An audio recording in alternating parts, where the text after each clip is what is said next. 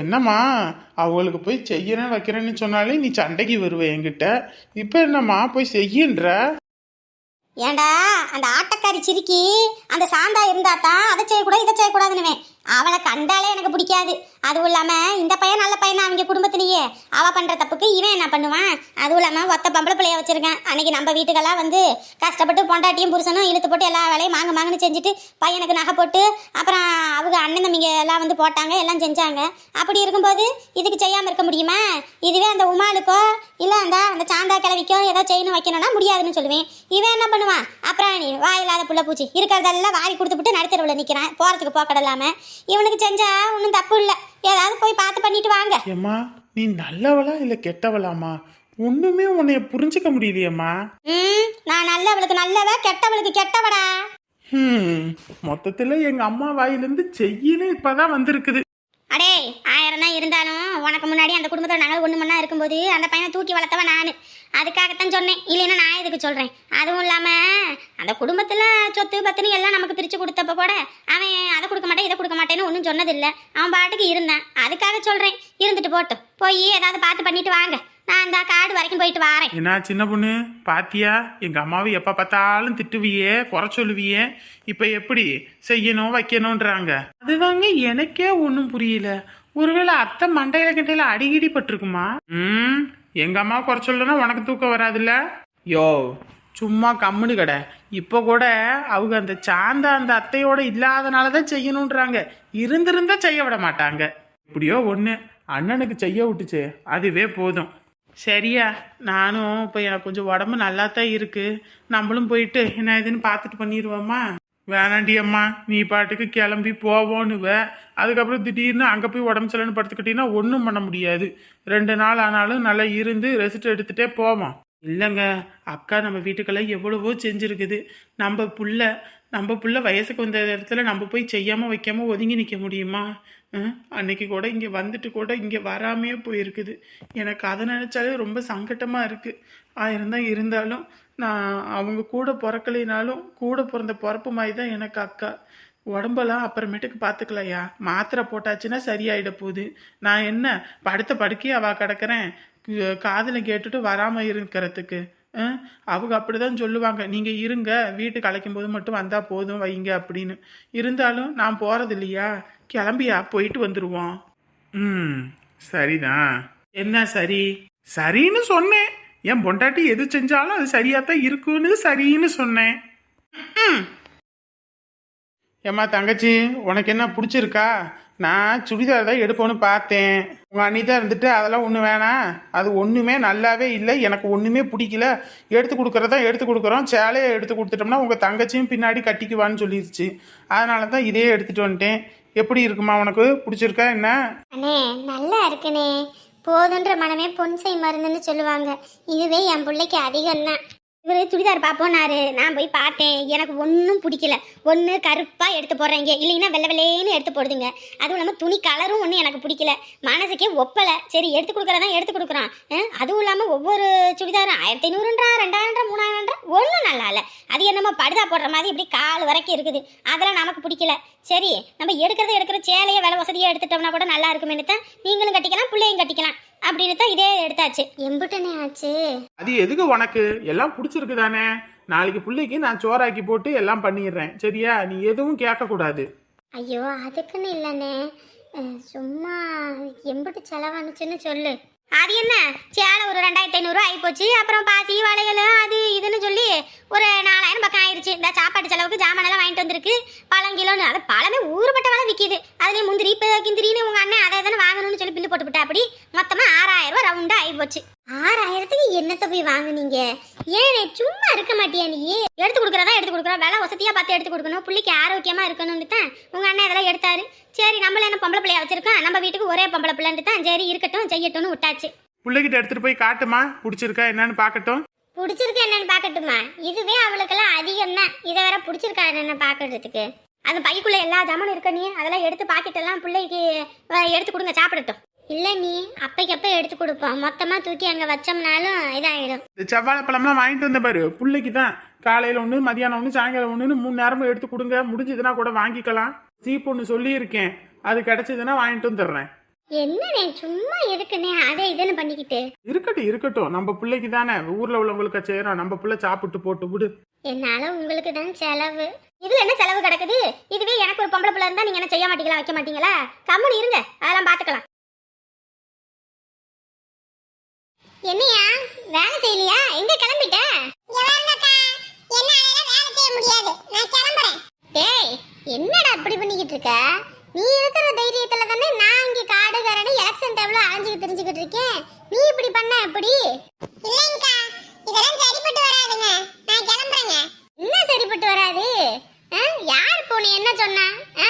அவரு எதுவும் சொன்னாரா என்ன? சொல்லு, நான் புடிச்சு கேக்குறேன்.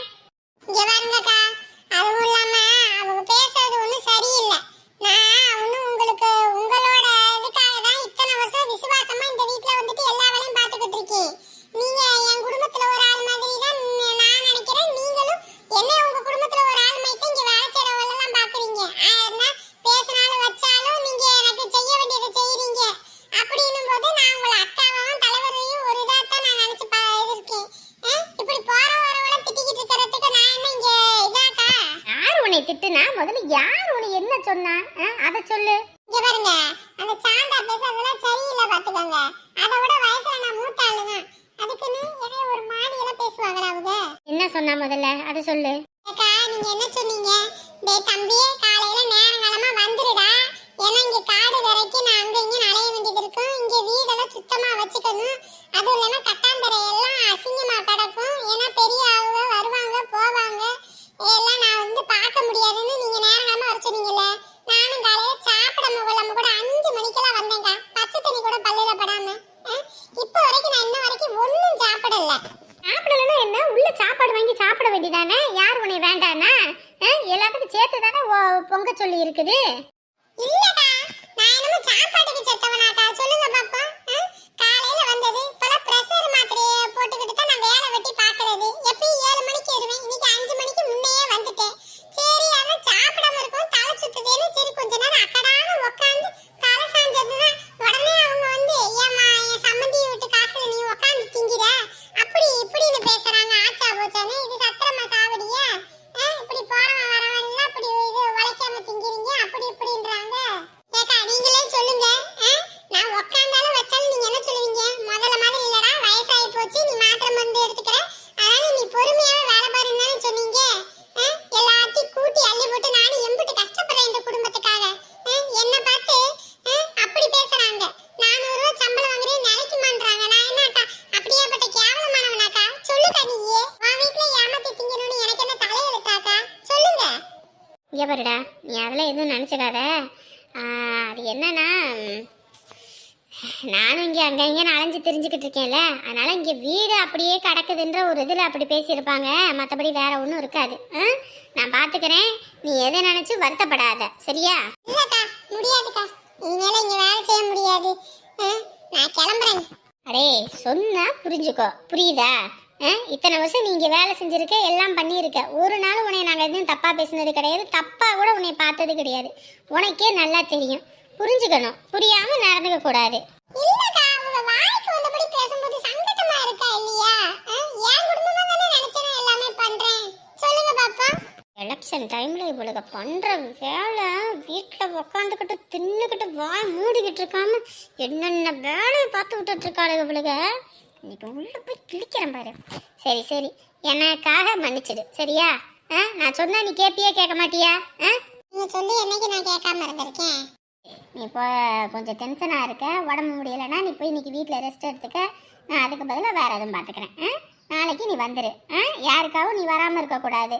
உன்னை வேலைக்கு சேர்த்தது நானும் அவரும் தான். நாங்கள் ஏதாவது உன்னை சொன்னாதான் பிரச்சனை, நீ வராமல் இருக்கலாம். ஆனால் நாங்கள் எதுவுமே சொல்லலைன்னு போது நீ தாராளமாக இங்கே வரலாம், புரியுதா? சரிக்கா, போயிட்டு வா போ. அடியே என்னென்ன வேலை பார்த்துக்கிட்டு இருக்கீங்க? வாரம் இன்னைக்கு உங்களை கிழிச்சு கேப்ப நடுறாயிரு. இந்த ஆளு வேற நம்மள குறுகுறுன்னு பார்த்துக்கிட்டு இருக்கிறதே. அண்ணே போட்டோ எடுக்கணும், நீங்க இருந்தா கொஞ்சம் டிஸ்டர்பா இருக்கும், கொஞ்சம் வெளியே நிக்கிறீங்களா? இங்க பாரு, என் புள்ள அங்க நிக்கிறது, நான் நிக்கிறதுல உனக்கு என்ன டிஸ்டர்ப்? போட்டோ தானே எடுக்கிற, வேற எதுவும் எடுக்கிறியா? எடு. அதான் அந்த தம்பி தம்பி ஒருதா சொல்லுதுல நம்ம வெளியே நிப்போங்க. ஏய் வாய மூடிக்கிட்டு இருக்கணும் சொல்லிட்டேன். காலமே கெட்டு போய் கிடக்குது. புள்ளைய விட்டுவிட்டு நான் உட்காந்துக்கிட்டு இருக்கேன். வாய மூடிக்கிட்டு நில்லு. சரியான கோவக்காரனா இருக்கான் போல இருக்கே. இந்த ஆளுக்கு எப்படிதான் அழகு ரதிமாதி பொண்ணுன்னு தெரியல. என்னையா குறுகுறுன்னு பாத்துக்கிட்டு இருக்க? புள்ளைய போட்டாடு வேகமா. இருங்கண்ணே ஒரு பொசிஷன் பாத்துக்கிறேன். பார்த்து தானே எடுக்க முடியும். யாரு பொசிஷன் பாக்குறதோட இருக்கணும். வேற ஏதாவது பார்த்த மவனே கண்ணு ரெண்டு முட்டை மாதிரி இருக்கு. நோண்டி எடுத்துருவேன். என்ன இந்த ஆளு இப்படி சொல்றான்? தம்பி அவரு சும்மா விளையாட்டுக்கு பேசுறாருப்பா. நீங்க இருங்க. எங்க கம்மல வாயை வச்சுட்டு இருந்தாங்க. கல்யாணத்துக்கு போட்டோ எடுக்கணும் கூட்டிட்டு வந்துட்டு இப்படி இது பண்ணிட்டு இருக்காதீங்க. அதுக்கப்புறம் அந்த தம்பி கொஞ்சம் எசக்க பசக்க போட்டோ எடுத்து விட்டுருச்சு. பாக்குறவங்க எல்லாம் என்ன சொல்லுவாங்க? பிள்ளைக்கு கண்ணு கோணி இருக்குது வாய் கோணி இருக்குன்னு சொல்ல மாட்டாங்க. கம்மடி இருங்க. அப்படி எதுவும் எசக்க பசக்கா எடுத்துருவானே. எடுத்துட்டு இந்த ஸ்டூடியோ விட்டு வெளியே வந்துருவானா என்ன? அடே நல்ல வசமா சிக்கியிருக்கேன் போலயே. எத்தனையோ கல்யாணத்துக்கெல்லாம் போய் போட்டோ எடுத்தேன். அப்ப கூட என்னை எவனும் எதுவும் சொன்னதில்லை. இவன் இந்த ஒரு போட்டோ எடுக்கிறதுக்கு என்ன வேலை பார்க்கறான்? இதுக்கு முன்னாடி இந்த மாதிரி ஸ்டூடியோக்கெல்லாம் போய் போட்டோ எடுத்திருக்கானா என்னன்னு தெரியலையே இந்த சொட்டை. அந்த எடுக்கிறேன்க்கா. லைட்டா கொஞ்சம் கீழே குமிங்க. ஐயோ ரொம்ப இல்லைங்க கொஞ்சம் மேல. இது ஓகே. இப்ப லைட்டா சிரிங்க. இன்னும் நல்லா அழகா சிரிங்க. அட இன்னும் கொஞ்சம் லைட்டா உங்க ஃபேஸ் அப்படியே டர்ன் பண்ணுங்க. ஐயோ அங்க இல்லங்க இந்த பக்கம். ஏய் அண்ணே இங்கே மேல கீழே டச்சு கிச்சு பண்ணக்கூடாது. டச்சு பண்ணுன கை இருக்காது பாத்துக்க. கடிச்சு துப்பிடுவேன். ஐயோ இல்லனே அப்படி ஒண்ணும் இல்ல. அவங்க இங்கிட்ட அங்கிட்ட மாத்தி மாத்தி திருப்புறாங்களா அதான் ஸ்ட்ரெயிட்டா ஒரு பொசிஷன் வைப்போன்னு. பொசிஷன் கிசிஷன் எல்லாம் என்கிட்ட வச்சுக்க கூடாது. ஒழுங்கா போட்டா மட்டும் எடு. ஐயோ காலங்காலத்துல யார் முகத்துல முடிச்சேன்னு தெரியல. எப்படி வந்து சிக்கி இருக்கேன்னு பாருங்க. இன்னைக்கு என்னென்ன பண்ண காத்திருக்கானோ. ஓகே ஸ்டெடியா இருந்துக்கோங்க. கொஞ்சம் சிரிங்க. இவன் என்னடா சிரிங்க சிரிங்கன்னு சிரிச்ச வரைக்கும் போது எடியா எடுத்துருவோம். போட்டோ எடுத்தாச்சா? இந்த 1-2 போட்டோ எடுத்தா பத்தாதான். நீ என்ன 1000 போட்டோ எடுக்கிற? போதும் நிறுத்து. ஐயோ அண்ணே நீங்க நினைக்கிற மாதிரிலாம் இல்லைண்ணே. போட்டோ ஸ்டெடியா இருக்கணும். அதே இல்லாம ஒரு போட்டோல கண்ணை மூடுவாங்க, ஒரு இதுல கண்ணு லைட்டா திறந்துருக்கும். அப்படின்னு போது ஒரு 4-5 போட்டோ எடுத்து வச்சு பார்த்தா எது நல்லா இருக்கோ அதை உங்களுக்கு பிரிண்ட் பண்ணி காப்பி பண்ணி கொடுப்பேன். அதுக்கு தான். என்னையா கலரா ரீல் விட்டுக்கிட்டு இருக்கிற? ஐயோ அண்ணே உண்மைதானே சொன்னா கேளுங்கண்ணே. ஐயோ ஆட்டம் காட்டுறானே. அம்மா எப்படிதான் இவனுக்கு இப்படி ஒரு அழகான பொண்ணுன்னு தெரியல. கண்ணு பாக்குது ஆனா கை போட்டோதான் எடுக்க மாட்டேங்குது. பயமா இருக்குது ஐயா. என்னடா கைய வேற பின்னாடி வைக்கிறான். ஒருவேளை அருவாக்கிருவாவோட வந்திருப்பானா? ஐயோ அம்மா போன எடுத்தானா? நான் கூட அருவாவை எடுத்துட்டானோன்னு நினைச்சேன். யாத்தே போனை எடுக்கிறதுனா பாக்கெட்ல இருந்து எடுக்க வேண்டியதானே. அது என்னமோ உள்ள முதுகுல இருந்து எடுக்கிறான். படுபாவி பையன் என்ன பாடுபடுத்தி விட்டான் கொஞ்ச நேரத்துல. என்னம்மா எத்தனை மணிக்கு பஸ் வரும்? தெரியலங்க மாமா எத்தனை மணிக்கு வருது என்னன்னு. சரிம்மா அங்க பார்த்தா அந்த பாட்டி மாதிரி இல்ல. டேய் கம்முன்னு இருடா. யாரையோ பார்த்துட்டு பாட்டின்னு இருக்க.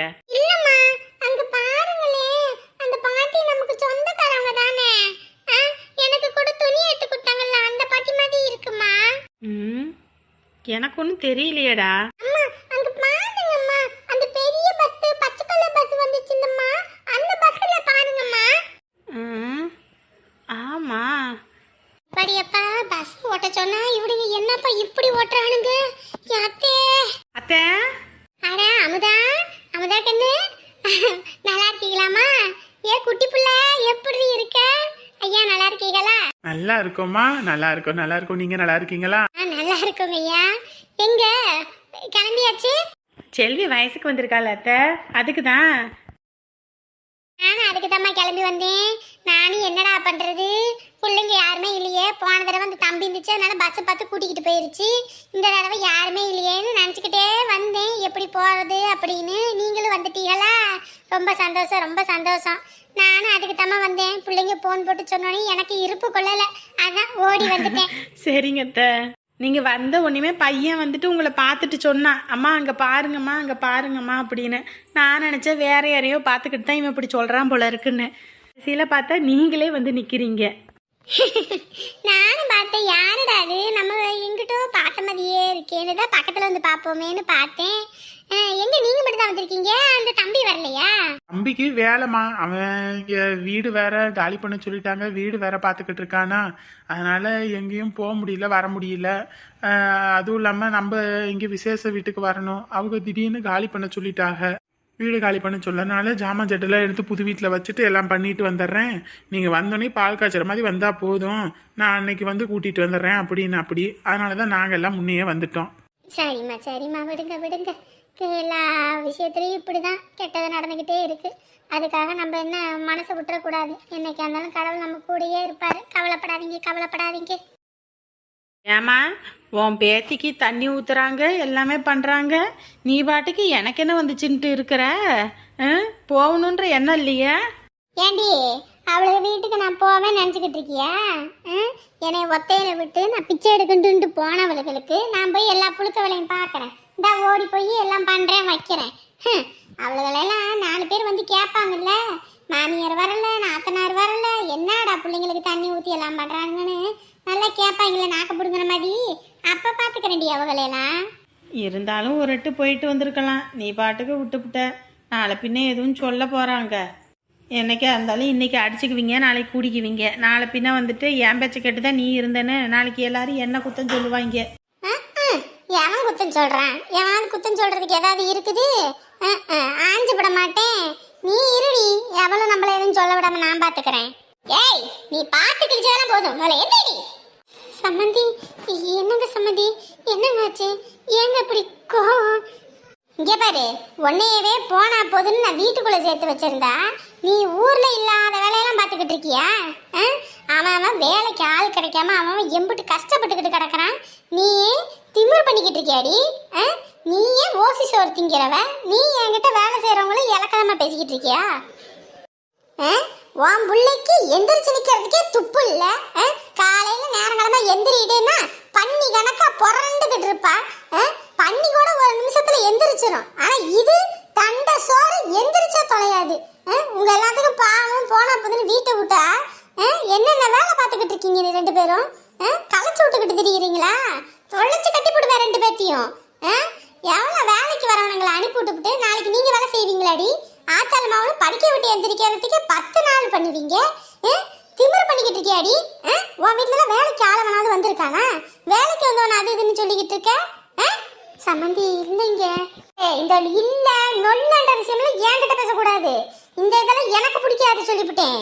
அப்புறம் அரைஞ்சு விடுவேன். என் புருஷன் ஒரு காரணத்துக்காகத்தான் நான் உன்னை வீட்டுக்குள்ள விட்டு வச்சிருக்கேன். முடியட்டும், அதுக்கப்புறம் என்ன பண்றேன்னு பாரு உங்க 2 பேத்தையும். இப்ப வேலைக்கு வரமாட்டேன்ட்டு போயிட்டான். இனிமே அந்த கட்டாந்தரையை கூட்டுறது வீட்டு வேலை பார்க்கறதுன்னு மொத்தத்தையும் நீயும் உன் பிள்ளையும் தான் பார்க்கணும். அதை விட்டு ஏதாவது பம்மாத்து காட்டிக்கிட்டு இருந்தீங்க அப்புறம் 2 பேத்தையும் ஆச்சு போடுவேன் சொல்லிட்டேன். ஏண்டி உனக்கு நல்லா தின்னுபிட்டு கிடக்கிறல்ல, கொஞ்சமாவது உடம்புல இருக்க கொழுப்பு கரையணும்ல. இனிமே கீழே நிமிந்து வெட்டி பாரு, அப்பதான் கொஞ்சமாவது அறிவாது வரும். உங்க ஆத்தா கறி வேலைக்கு வந்தவன அனுப்பி விட்டான். இனிமே தினந்தோறும் கூட்டி அள்ளுங்க, அப்பதான் புத்தி வரும் 2 பேத்துக்கும். ஓசியில வீடு விட்டுருக்காங்களே, வாயை மூடிக்கிட்டு ஒரு மூலையில கடந்தம்மா, போட்ட சொத்தை தின்னம்மா, கப்பு சுப்புன்னு கடந்தம்மான்னு இருக்கணும். அதை விட்டுவிட்டு மற்ற எல்லா விஷயத்துலையும் மூக்க நுழைச்சுக்கிட்டு திரிஞ்சிங்கன்னு வையி, அப்புறம் அம்பிட்டு தான் சொல்லிட்டேன். போங்கடி, 2 பேரும் உட்காந்துக்கிட்டு அரைச்சிக்கிட்டா இருக்கீங்க. போய் அங்க வேலையை பாருங்க. உட்காந்துக்கிட்டு இருந்தீங்க அப்புறம் அம்பிட்டு தான் சொல்லிட்டேன். உள்ள போயிட்டு வரதுக்குள்ள அங்க வேலை வெட்டி பார்க்கணும். அதை விட்டுட்டு ஏதாவது பண்ணிக்கிட்டு இருங்க, அப்புறம் நடக்கிறது இன்னைக்கு வேறையா இருக்கும்.